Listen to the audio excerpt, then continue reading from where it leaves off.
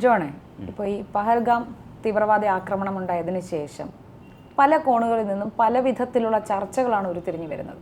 അപ്പോൾ ഇതിനെക്കുറിച്ച് വലിയ ധാരണകളില്ലാത്തവരും നമ്മുടെ സാധാരണ ജനങ്ങൾ സോഷ്യൽ മീഡിയയിലൂടെയും വാർത്തകളിലൂടെയുമാണ് ഇതിൻ്റെ വിശദമായ വിവരങ്ങൾ അറിയുന്നത്. നമ്മൾ ഓരോന്നിലെടുക്കുമ്പോഴും ഓരോ ആംഗിളിലാണ് ഓരോരുത്തരും ഇതിനെ പ്രതിപാദിക്കുന്നതും വിലയിരുത്തുന്നതുമെല്ലാം. അപ്പം പൊതുവിൽ സാധാരണക്കാർക്ക് തോന്നുന്ന ഒരു ആശങ്കയാണ്, ഇതിനിയൊരു യുദ്ധത്തിലേക്ക് നയിക്കുമോ? പണ്ട് കാലത്തൊക്കെ സ്ഥിരമായി നമ്മൾ കേൾക്കുന്നതായിരുന്നു അതിർത്തിയിൽ വെടിവെപ്പ്. ഇതൊന്നൊരു സ്ഥിരം വാർത്തയായിരുന്നു. അതായത് ഈ BJP വരുന്നതിന് മുന്നേ, ഞാനത് ഒന്നിനെയും ഫേവർ ചെയ്ത് പറയുന്നതല്ല, ഒരു നോർമലായിട്ടുള്ളൊരു വിലയിരുത്തലിൽ പണ്ട് സ്ഥിരമായിരുന്നു അതിർത്തിയിലെ വെടിവെയ്പ്പ്. പക്ഷെ അതിൽ നിന്ന് മാറി ഇപ്പം അങ്ങനെ സ്ഥിരമായി വെടിവെയ്പ്പ് ഉണ്ടാകുന്നില്ല. ജമ്മു കാശ്മീർ എന്ന് പറയുന്ന ഒരു ശാന്തിയുടെയും സമാധാനത്തിൻ്റെയും ഒരു താഴ്വരയായി മാറുകയും അവിടെ ഒരുപാട് ടൂറിസ്റ്റുകൾക്ക് സമാധാനത്തോടെ ധൈര്യത്തോടെ പോയി വരാൻ പറ്റുന്ന ഒരു സാഹചര്യമായിരുന്നു ഇപ്പോൾ ഉണ്ടായിരുന്നത്. പണ്ടൊക്കെ കാശ്മീരിൽ പോകുകയെന്ന് പറഞ്ഞാൽ തിരികെ വരുമ്പോൾ തലയില്ലാതെ വരുമോ എന്ന് തമാശ രൂപേണയെങ്കിലും പലരും പറയാറുണ്ടായിരുന്നു. പക്ഷെ അപ്പം അതിൽ നില മാറി. അപ്പം അപൂർവമായിട്ടാണ് ഈ ഒരു ആക്രമണം ഉണ്ടായത്. എടുത്തു പറയാൻ 1-2 ആക്രമണങ്ങൾ മാത്രമാണ് ഈ അടുത്ത കാലത്ത് ഉണ്ടായത്. എന്നാൽ പോലും പലർക്കും ആശങ്കയുണ്ട്, ഇതിന് പാകിസ്ഥാനുമായി ഒരു യുദ്ധം ഉണ്ടാകുമോ. പറയുമ്പോൾ പോലും പാകിസ്ഥാൻ എന്ന് പറഞ്ഞാൽ ഇന്ത്യ ഒന്ന് നിവർന്നു നിന്നൊന്ന് ആക്രമിച്ചാൽ തീരാവുന്നതേ ഉള്ളൂ പാകിസ്ഥാൻ എന്നാണെങ്കിൽ പോലും, അങ്ങനെ ആ ഒരു ബോധ്യമുള്ളപ്പോൾ തന്നെ ഇങ്ങനെ ഒരു ആക്രമണം, ഈ ആക്രമണത്തിന് പിന്നിൽ പാകിസ്ഥാനാണ് എന്നൊരു ബോധ്യത്തിൽ നിന്നാണ് ഞാൻ ഈ ഒരു ചോദ്യം ചോദിക്കുന്നത്. എന്താണ് ഇനി ഒരു യുദ്ധത്തിൻ്റെയൊക്കെ സാധ്യതകളുണ്ടോ? യുദ്ധം ഉണ്ടാകുമെന്ന് തോന്നുന്നില്ല. കാരണം യുദ്ധം ഉണ്ടാകില്ല, പക്ഷേ തിരിച്ചടി കൃത്യമായിട്ട് കൊടുത്തുകൊണ്ടിരിക്കും. ഇപ്പോൾ തന്നെ അതിനകത്ത് ഈ ബലൂചിസ്ഥാനിൽ 10 സൈനികർ, പാകിസ്ഥാൻ്റെ സൈനികർ കൊല്ലപ്പെട്ടിട്ടുണ്ട്. അതുകൂടാതെ ലഷ്കർ-ഇ തോയ്ബയുടെ കമാൻഡർ ഒരു അൽത്താഫ് ലല്ലി, ഇന്ത്യൻ സൈന്യവും കാശ്മീർ പോലീസും ചേർന്നിട്ടാണ് ആ ഓപ്പറേഷൻ നടത്തി അയാളെ വധിച്ചിരിക്കുന്നത്. പിന്നെ ഏറ്റവും വലിയ നയതന്ത്രപരമായ തീരുമാനം എന്ന് പറയുന്നത് സിന്ധു നദീജല കരാർ റദ്ദാക്കി. പാകിസ്ഥാനെ സംബന്ധിച്ച് വലിയ തിരിച്ചടിയാണ്. ആ തിരിച്ചടി ഉണ്ടാകും എന്നുള്ളത് കൊണ്ടാണ് അവിടുത്തെ ഖ്വാജ ആസിഫ് എന്ന് പറയുന്ന പ്രതിരോധ മന്ത്രി പറഞ്ഞിരിക്കുന്നത്, യുദ്ധം ചെയ്യാൻ ഞങ്ങൾ തയ്യാറാണ്, ജലം ഞങ്ങൾക്ക് മുടക്കിയാൽ ഞങ്ങൾ യുദ്ധം ചെയ്യും എന്ന് പറഞ്ഞിരിക്കുകയാണ്. യുദ്ധം ചെയ്താൽ പ്രധാനപ്പെട്ട ഭീഷണി പറഞ്ഞിരിക്കുന്നത്, നിങ്ങൾക്കും ആണവായുധമുണ്ട്, ഞങ്ങളുടെ കയ്യിലും ആണവായുധമുണ്ട്, ഞങ്ങളതെടുത്ത് പ്രയോഗിക്കും എന്നാണ് പ്രതിരോധ മന്ത്രിയുടെ ഭീഷണി. അതൊന്നും വലിയ കാര്യമായിട്ടൊന്നും എടുക്കേണ്ട കാര്യമൊന്നുമില്ല. സ്വാഭാവികമായിട്ടും നമ്മുടെ സൈനിക ശക്തിയും ഒക്കെ വെച്ച് നോക്കുമ്പോൾ ഒരു യുദ്ധം ഉണ്ടായാൽ അങ്ങനെ യുദ്ധത്തിലേക്ക് പോകുമെന്ന് നമ്മൾ വിചാരിക്കുന്നില്ല. പക്ഷേ കൃത്യമായ തിരിച്ചടി ഉണ്ടാകും. യുദ്ധത്തിലേക്ക് പോയാൽ തന്നെ ഇന്ത്യ പരാജയപ്പെടുകയൊന്നുമില്ല. നേരത്തെയും അങ്ങനെ തന്നെയായിരുന്നു, ഇന്ത്യ വിജയിക്കുക തന്നെയായിരുന്നു. അത് തന്നെ ഇവിടെ സംഭവിക്കും. അത് മാത്രമല്ല, രണ്ടാമത്തെ മറ്റൊരു പ്രധാനപ്പെട്ട കാര്യം, അമേരിക്കയിൽ ഡൊണാൾഡ് ട്രംപാണ് പ്രസിഡൻറ്റ്. ഡൊണാൾഡ് ട്രംപിൻ്റെ ഒരു പ്രത്യേകത, നമ്മൾ വേറെ എന്തൊക്കെ പറഞ്ഞാലും തീവ്രവാദ മനസ്സുള്ള അല്ലെങ്കിൽ തീവ്രവാദികളെ അടുപ്പിക്കുന്ന ഒരാളല്ല. അത്തരം ആളുകളിൽ നിന്ന് മാറി നിൽക്കുകയും അതിനെ മാറ്റി നിർത്തണം എന്ന് ആഗ്രഹിക്കുകയും ചെയ്യുന്ന പ്രസിഡന്റാണ്. അമേരിക്ക അങ്ങനെ ആണ് എങ്കിൽ പോലും പലപ്പോഴും ഉയരുന്ന ഒരു ആരോപണം എന്ന് പറയുന്നത്, മറ്റ് രാജ്യങ്ങളിൽ തീവ്രവാദത്തെ വളർത്തുന്നതിൽ അമേരിക്കയ്ക്ക് പങ്കുണ്ട് എന്ന് പലപ്പോഴും കേൾക്കാറുണ്ട്. അങ്ങനെ എന്തെങ്കിലും അതുണ്ട്. അല്ല, ഈ ആക്രമണത്തിൽ ചൈനയ്ക്ക് പങ്കുണ്ടെന്നും കേൾക്കുന്നുണ്ട്. അങ്ങനെ എന്തെങ്കിലും സാധ്യത? അങ്ങനെ സാധ്യത ഉണ്ടാകാൻ സാധ്യതയില്ല. കൃത്യമായിട്ട് പാകിസ്ഥാൻ്റെ തന്നെ ഒരു നിയന്ത്രണത്തിൽ വന്ന ആക്രമണമാകാനാണ് ഇത്. നമ്മൾ ഇതുവരെയുള്ള റിപ്പോർട്ടുകൾ അനുസരിച്ച് അങ്ങനെ തന്നെയാണ്. കാരണം പാകിസ്ഥാനെ സംബന്ധിച്ച് ആ രാജ്യത്തിൻ്റെ സ്ഥിതി വളരെ ദയനീയമാണ്. പട്ടിണിയും ദാരിദ്ര്യത്തിലും ഒക്കെ വീണു പോയിരിക്കുന്ന ഒരു രാജ്യം. ഇത് നമ്മൾ പറയുമ്പോൾ തന്നെ ആ രാജ്യത്തിൻ്റെ ക്രിക്കറ്റ്, ഒരു കാലഘട്ടത്തിൽ ക്രിക്കറ്റ് പ്രധാനപ്പെട്ട വരുമാന മാർഗമാണ്. അപ്പം ഈ ലോകത്ത് തന്നെ ഏറ്റവും സമ്പത്തുള്ള ക്രിക്കറ്റ് ബോർഡെന്ന് പറയുന്നത് നമ്മുടെ ഇന്ത്യയുടെ ബോർഡാണ്. കോടിക്കണക്കിന് രൂപ ആസ്തി. അതുപോലെ തന്നെയായിരുന്നു ഒരു കാലത്ത് പാകിസ്ഥാനും. ഇന്ത്യയും പാകിസ്ഥാനും തമ്മിൽ മത്സരിക്കുന്നു എന്ന് പറയുമ്പോൾ തന്നെ ടിക്കറ്റുകൾ ചൂടപ്പം പോലെ വിറ്റുപോയി. അത് വലിയ ബിസിനസ്സാണ്.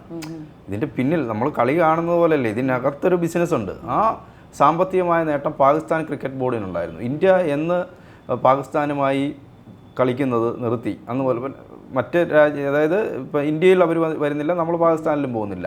പിന്നെയുള്ളത് ഇപ്പോൾ വേൾഡ് കപ്പ് പോലെയുള്ള മത്സരങ്ങൾ വരുമ്പോൾ ദുബായിലോ അങ്ങനെയുള്ള ഷാർജയിലോ പോയാണ് നമ്മൾ അവരുമായി കളിക്കുന്നത്. ഇപ്പോൾ ചാമ്പ്യൻസ് ട്രോഫി വന്നപ്പോൾ പോലും ഇന്ത്യ പാകിസ്ഥാനിലേക്ക് പോയില്ല. പാകിസ്ഥാനിൽ പോയിരുന്നെങ്കിൽ നേട്ടം അവരെ ക്രിക്കറ്റ് ബോർഡിനാണ്. അവർ സാമ്പത്തികമായി ആ ക്രിക്കറ്റ് ബോർഡിൻ്റെ സാമ്പത്തിക നേട്ടം ഇല്ലാതായി എന്നുള്ളതാണ്. വളരെ ദയനീയമാണ് അവിടുത്തെ ക്രിക്കറ്റ് രംഗം. ഒരു കാലത്ത് നമ്മൾ ആലോചിക്കണം, ക്രിക്കറ്റ് കാണാറുണ്ടോ? ഞാനിത് ആരോടാ പറയുന്നതെന്ന് ഒരു നിമിഷം ചിന്തിച്ചു. ഈ അടുത്ത കാലത്ത് കാണാറില്ലെങ്കിലും പണ്ടൊക്കെ ചെറുപ്പകാലത്ത് കാണാറുണ്ട്. ക്രിക്കറ്റിനെ കുറിച്ച് ധാരണയില്ലാത്ത ഒരാളോടാണെങ്കിൽ പിന്നെ ഞാൻ പറഞ്ഞു. പണ്ട് ശ്രീകൃഷ്ണപുരത്തെ നക്ഷത്രത്തിലൊക്കെ പോലെ അങ്ങനെയും ഒരു പ്രതിസന്ധി ഇന്ത്യ പാകിസ്ഥാനുമായി ക്രിക്കറ്റ് കളിച്ചില്ലെങ്കിൽ അവർക്കുണ്ടാകുന്ന പ്രതിസന്ധിയുണ്ട്. അതുപോലെ തന്നെയാണ് ഈ പിന്നെ നദി. അപ്പോൾ ചുമ്മാ ഒന്നും നമ്മൾ ഇപ്പോൾ ആളുകൾ പറയും നമ്മൾ ക്രിക്കറ്റ് കളിക്കില്ല, അതാണ് നമ്മുടെ ഏറ്റവും വലിയ തീരുമാനം. അതൊരു പ്രധാനപ്പെട്ട തീരുമാനമാണ്.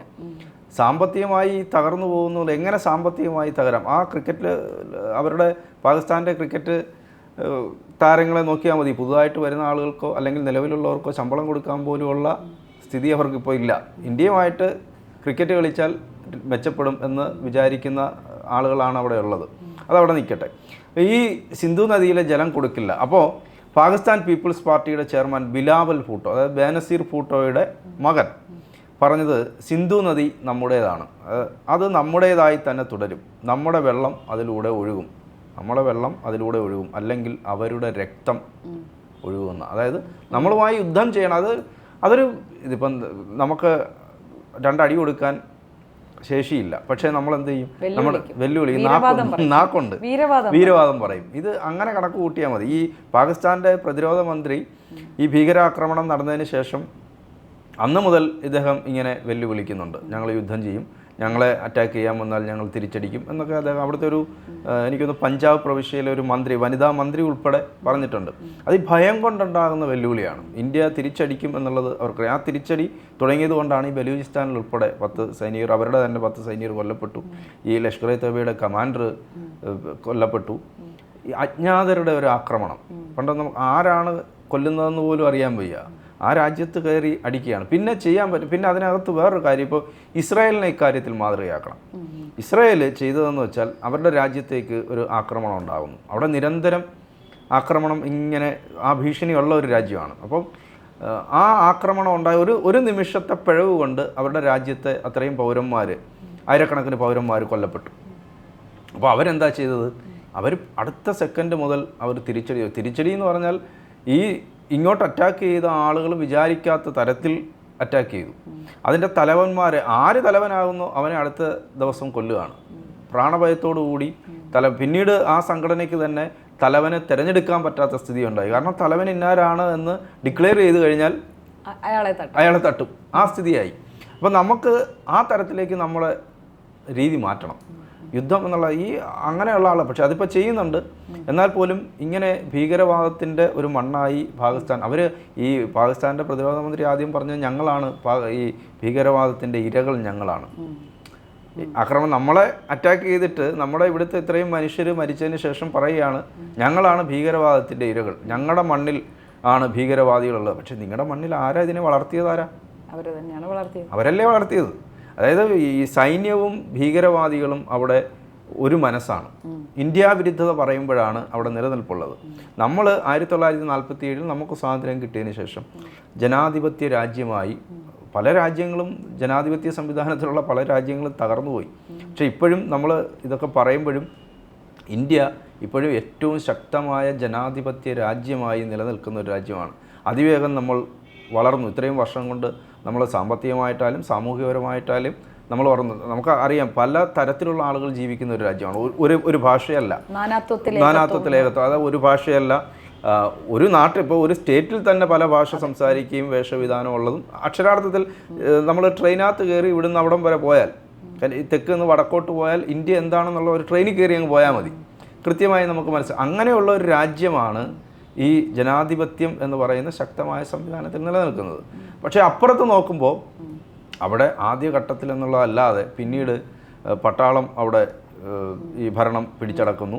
അതിനുശേഷം ഈ ബേനസീർ ഭൂട്ടോയുടെ പിതാവ് അവിടെ കുറച്ചു കാലം ജനാധിപത്യവാദിയായി വരുന്നു. അദ്ദേഹത്തിനെയും അവസാനം കൊല്ലുന്നു. വീണ്ടും സൈന്യം അധികാരം പിടിച്ചടക്കുന്നു. അങ്ങനെ സൈന്യമാണ് അവിടെ പരമാധികാരി എന്ന് പറയുന്നത്. അവിടെ ഇരിക്കുന്ന പ്രധാനമന്ത്രിയോ പ്രസിഡൻറ്റോ, ഇപ്പോൾ ഞാൻ പറയട്ടെ, ഇപ്പോൾ ഈ പാകിസ്ഥാൻ്റെ പ്രധാനമന്ത്രിയുടെ പേരോ പ്രസിഡൻറ്റിൻ്റെ പേരോ ചോദിച്ചാൽ പെട്ടെന്ന് നമുക്ക് ഓർമ്മ വരണമെന്നില്ല. പക്ഷേ നമുക്ക് നേരത്തെ ഇപ്പം നവാസ് ഷെരീഫ് എന്നോ അല്ലെങ്കിൽ ബേനസീർ ഭൂട്ടോ എന്നൊക്കെ പെട്ടെന്ന് നമുക്ക് പറയാൻ പറ്റും. അത്രയും ജനകീയരായ നേതാക്കൾ പോലും അല്ല ഇപ്പോൾ അവിടെ ഭരിക്കുന്നത്. ഇപ്പോൾ ഇമ്രാൻഖാൻ എന്ന് നമുക്ക് പറയാം. ഇമ്രാൻഖാൻ ഒരു ക്രിക്കറ്റ് പ്ലെയർ ആയതുകൊണ്ട് പെട്ടെന്ന് നമുക്ക് ഓർമ്മ വരും. ബാക്കി അതേസമയം ഇന്ത്യയുടെ സ്ഥിതി എന്താ? ഇന്ത്യയെ സംബന്ധിച്ച് ഇന്ത്യയുടെ പ്രധാനമന്ത്രി എന്ന് പറയുമ്പോൾ അല്ലെങ്കിൽ ഇന്ത്യയുടെ നേതാക്കന്മാരെന്ന് പറയുമ്പോൾ ലോകമെമ്പാടും അറിയപ്പെടുന്ന ആളുകളാണ്.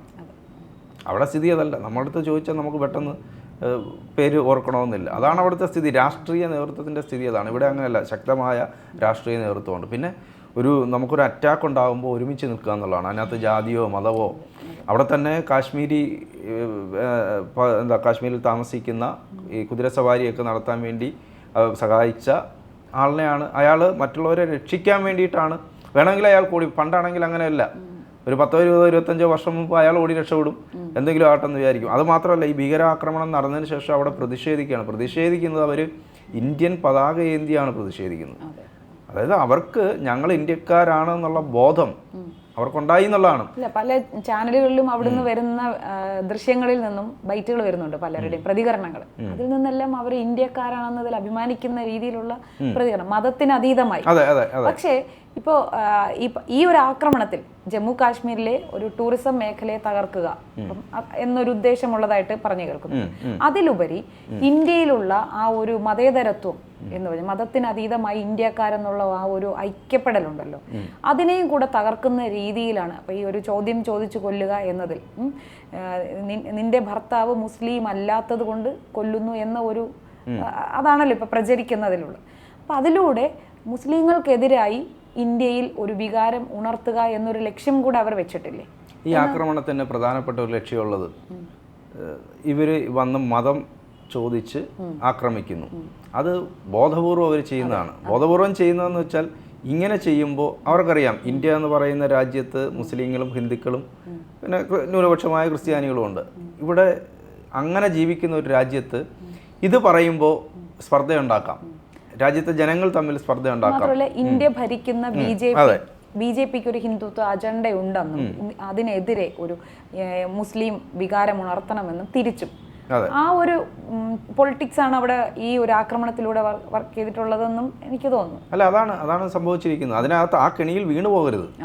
അവരുടെ കെണിയാണത്. ആ കെണിയിൽ നമ്മൾ ഇന്ന് തലവെച്ച് കൊടുക്കാൻ പാടില്ല. നമ്മൾ ഇന്ത്യക്കാർ വീണു പോകരുത്. നമ്മൾ മനസ്സിലാക്കേണ്ട, അവർ കൃത്യമായി അങ്ങനെ ഒരു ആക്രമണത്തിന് വരുമ്പോൾ കൃത്യമായ ആസൂത്രണം ഉണ്ടല്ലോ. ഒരു 10, 1000, 2000 ആക്രമണം പ്ലാൻ ചെയ്ത് വരുമ്പോഴാണ് ലക്ഷത്തിലൊരെണ്ണമാണ് വിജയിക്കുന്നത്. നമ്മളീ പറയുമ്പോഴും നമ്മുടെ പട്ടാളക്കാർ അത്രയും ജാഗ്രതയോടെ ഇരിക്കുന്നത് കൊണ്ടാണ് അവർക്ക് എത്രയോ അറ്റാക്ക് വരുന്നുണ്ട്, നമ്മളറിയുന്നില്ല. നമ്മളറിയാതെ തന്നെ ഈ ഭീകരന്മാരൊക്കെ ഇവിടെ കയറുന്നുണ്ട്. അവരെയൊക്കെ ഇവർ കൃത്യമായി കണ്ടെത്തുകയും നമുക്കെതിരെയുള്ള ആക്രമണങ്ങൾ ഇല്ലാതാക്കുകയൊക്കെ ചെയ്യുന്നുണ്ട്. പിന്നെ ഒരു ആക്രമണം നടക്കുമ്പോഴാണ് നമ്മളിത് അറിയുന്നത്. ഇപ്പോൾ ഇത്രയും വലിയ സുരക്ഷാ സംവിധാനമുള്ള ഇസ്രായേൽ കയറി തന്നെ അടിച്ചില്ലേ, അവിടെ ഒരു നിമിഷത്തെ പിഴവാണ്. അതൊക്കെ സ്വാഭാവികമായിട്ട് അതൊക്കെ സംഭവിക്കും. ജാഗ്രതയോടെ ഇരിക്കുക എന്നുള്ളതാണ് ഏറ്റവും പ്രധാന. ഇൻ്റലിജൻസ് സംവിധാനം കുറച്ചുകൂടെ മെച്ചമാക്കുക. എന്തെങ്കിലും പിഴവ് അവിടെ സംഭവിച്ചിട്ടുണ്ടെങ്കിൽ അതെന്തുകൊണ്ടാണ് എന്ന് പഠിച്ച് ആ പിഴവ് ഇല്ലാതാക്കുക എന്നുള്ളതേ ചെയ്യാൻ പറ്റുള്ളൂ. പിന്നെ അതുപോലെ തന്നെ ഈ പഹൽഗാമിലെ ഭീകരാക്രമണം നടത്തിയ പ്രദേശവാസികളായ 2 ഭീകരന്മാരുണ്ട്. അവർ ആദിൽ ഹുസൈൻ, പിന്നെ ഒന്ന് ആസിഫ് ഷെയ്ഖ്. ഇവരുടെ വീടുകൾ തകർത്തിട്ടുണ്ട്. അപ്പോൾ തിരിച്ചടി നമ്മൾ തുടങ്ങിക്കഴിഞ്ഞു. അപ്പോൾ യുദ്ധം എന്ന് പറയുന്ന ഒരു സാഹചര്യത്തിലേക്ക് ചിലപ്പോൾ പോകണം. യുദ്ധം എന്നൊക്കെ പറയുമ്പോൾ നമുക്കൊരു ആളുകൾക്ക് ഈ സോഷ്യൽ മീഡിയ വന്നതിന് ശേഷം നമ്മളിങ്ങനെ ചെയ്യാണ്ട് യുദ്ധം തുടങ്ങി, അങ്ങനല്ല. ഈ ഒരു രാജ്യതന്ത്രം എന്ന് പറയുന്നത് നയപരമായി അക്കാര്യങ്ങൾ ചിന്തിക്കുന്ന ആളുകൾ ഇപ്പോൾ യുദ്ധം തുടങ്ങിയാൽ നമ്മൾ ജയിക്കും എന്നുള്ള കാര്യത്തിൽ സംശയമൊന്നുമില്ല. ഈ ട്രംപിൻ്റെ കാര്യം ഞാൻ നേരത്തെ പറഞ്ഞത് അതുകൊണ്ടാണ്. അവിടുത്തെ ഒരു രാഷ്ട്രീയ നേതൃത്വം മാറുമ്പോൾ, നേരത്തെ പാകിസ്ഥാൻ അനുകൂലമായ ഒരു സമീപനം ജോ ബൈഡൻ ഉണ്ടായിരുന്നു, ഇപ്പോൾ അതില്ല. അതുമാത്രമല്ല, ഇവർ ഈ ഇരവാദം പറയുമ്പോൾ അവിടെയാണ് നമ്മൾ ഒസാമ ബിൻ ലാദൻ ഒളിവിൽ താമസിച്ചത് എവിടെയാണെന്ന് ചോദിച്ചാൽ അത് ഇന്ത്യയിലല്ലല്ലോ, സൗദി അറേബ്യയിലല്ലല്ലോ, അത് പാകിസ്ഥാനിലാണ്. അമേരിക്കയ്ക്കെതിരെ അറ്റാക്ക് നടത്തിയ ലോകം കണ്ട ഏറ്റവും വലിയ ഭീകരാക്രമണം നടത്തിയ ബിൻ ലാദനെ അവർ വധിക്കുന്നത് പാകിസ്ഥാനിലാണ്. പാകിസ്ഥാനിൽ സുരക്ഷിതമായി എത്രയോ വർഷം താമസിക്കും. ഏറ്റവും വലിയ രസം, അഫ്ഗാൻ ഭരണകൂടം, താലിബാൻ ഭരണകൂടം പോലും ഈ ആക്രമണത്തെ അപലപിച്ചിട്ടുണ്ട്. നമുക്ക് ചിന്തിക്കാൻ പറ്റുന്ന ഒരു കാര്യമല്ല. താലിബാൻ ഭരണകൂടം പറഞ്ഞു ഇത് തെറ്റാണ്, ഇത് ചെയ്യാൻ പാടില്ല. അപ്പോൾ അതും പാകിസ്ഥാൻ ഞെട്ടലുണ്ടാക്കിയിരിക്കുന്നു. താലിബാൻ അങ്ങനെ പറഞ്ഞിരിക്കുന്നു. അപ്പോൾ എന്തായാലും യുദ്ധത്തിലേക്ക് പോകും എന്ന് നമുക്ക് ഇപ്പോൾ ഈ ഘട്ടത്തിൽ പറയാം. പക്ഷേ പാകിസ്ഥാനെ കൃത്യമായി 2 തരത്തിൽ നമുക്ക് ഒരു രാജ്യത്തെ പൂട്ടാൻ പറ്റും. അത് എന്തൊക്കെ ചെയ്യാൻ പറ്റുമെന്നുള്ളത് നമ്മുടെ ഭരണാധികാരികൾക്കറിയാം. അവരത് കൃത്യമായി ചെയ്യുകയും ചെയ്യും. അപ്പോൾ നമ്മൾ ഒരു മനസ്സോടെ നിൽക്കുക എന്നുള്ളത്, ഇതിനകത്ത് ജാതിയും മതവും വർഗവും രാഷ്ട്രീയവും ഒന്നും കണ്ടെത്തേണ്ട കാര്യമില്ല. രാജ്യത്തിനെതിരെ ഒരു അറ്റാക്ക് വരുമ്പോൾ അതിന് ഒറ്റക്കെട്ടായി നിൽക്കുക എന്നുള്ളതാണ്.